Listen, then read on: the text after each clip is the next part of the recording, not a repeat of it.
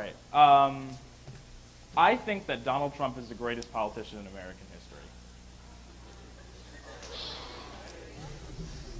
And I realize this makes me sound like a misogynistic, immigrant-hating venture capitalist, much like the big man himself. But I assure you, I am every bit the pinko commie liberal that New England is known for. It's a simple fact that Donald Trump has done something that all politicians hope to achieve, but few actually do. He has created a long-lasting and stable emotional connection with his constituents that few politicians can match. And he has done this using an emotion that is as American as apple pie or the obesity it causes. Fear. Humanity responds so well to fear. It's kind of our common flaw. We'll believe anything if we're afraid enough. It kind of reminds me of a quote from Jaws. If you yell barracuda, everyone goes, huh? What? If you yell shark, you got a panic on your hands on the 4th of July. And Donald Trump has made a career out of yelling shark. He is kind of a god of sensationalist politics, and we are perfectly playing into his hands. What we see with Trump is kind of a cycle of him suggesting false things, like the terrorist attack that may or may not come, or that all Mexicans are bringing drugs over the border.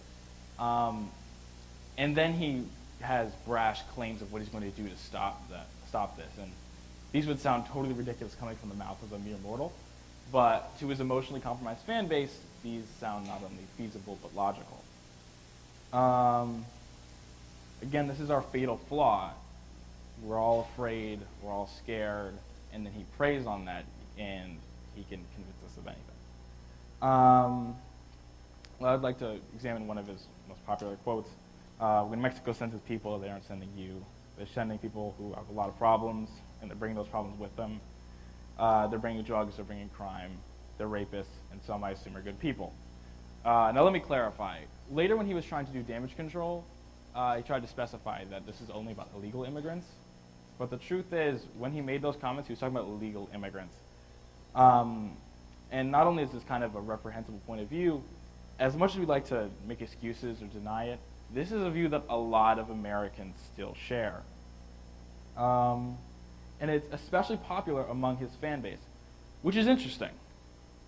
His fan base is built on the idea of returning America to its past glories, make America great again.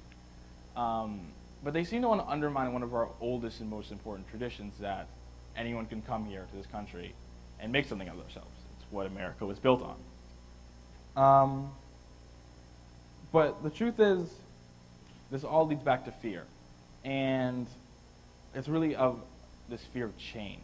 We're afraid that new people are going to come into this country, and everything's going to change. We're going to have to start accepting new traditions, new cultures, and we like our old, good American traditions. But we have to understand that that's what America is. America is the idea that all the cultures are coming. Everyone brings their little thing, and that's what makes us Americans. And Donald Trump tries very, very hard to undermine this idea. Our country doesn't really like this idea that people are going to come in and change things.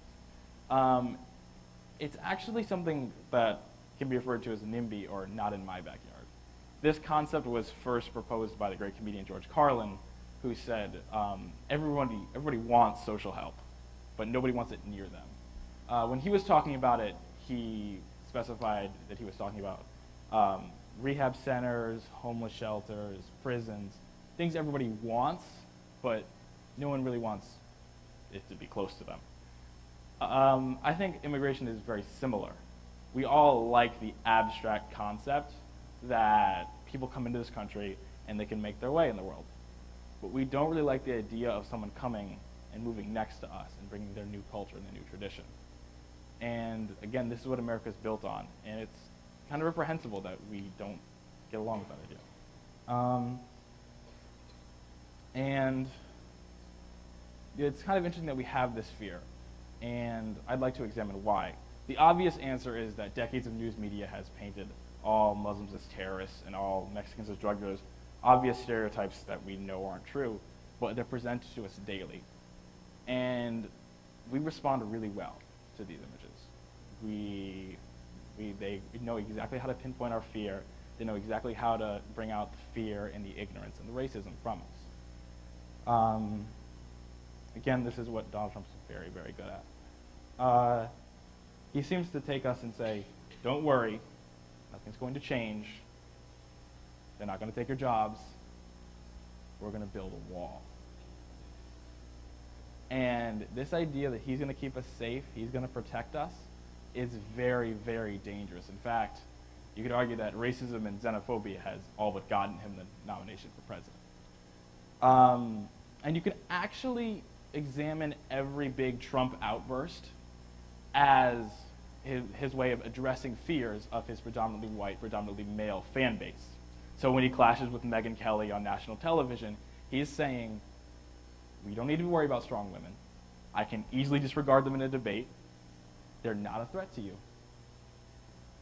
When we know that, of course, strong women play a huge role in our society. Same thing with him criticizing Obama.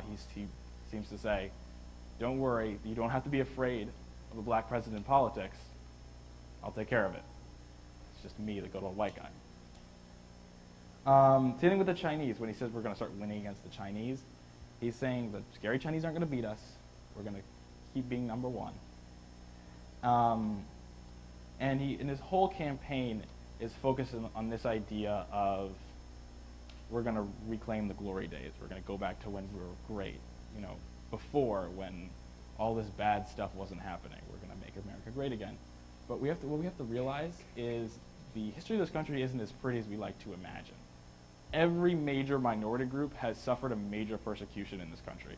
And that's something that we kind of forget about sometimes. When we think about the good old days, or back in the 50s when life was Leave It to Beaver and I Love Lucy, we forget that a lot of pain and turmoil came from that time period. And what has remained constant is that, again, the white males are the center of that world. They're who's on top. And this is the America that Trump is trying to sell us. That's why he's so successful, because he sells his supporters through emotional pleas their return to power. Takes that emotion of fear or ignorance or racism and says, don't worry, that will grow under me. That little emotion that you have in the back of your head, it makes us human. I'm going to foster that. And for good or for evil, mostly for evil, he's done that very, very well. And the idea that I want to leave you with is vigilance in politics. Because the truth is, Trump is just a trend. He's just a fad. He'll be gone in a couple months, maybe a year. But after that, the next big politician will come up with his crazy ideas, and he'll say this and this and this, get you all riled up. But you have to really listen to what he's saying, because that little fear in your head that, again, makes us all human, it will go off for anything. That's why I guarantee you, if there's a terrorist attack in October, Trump's going to be our president, because we're all human. Thank you.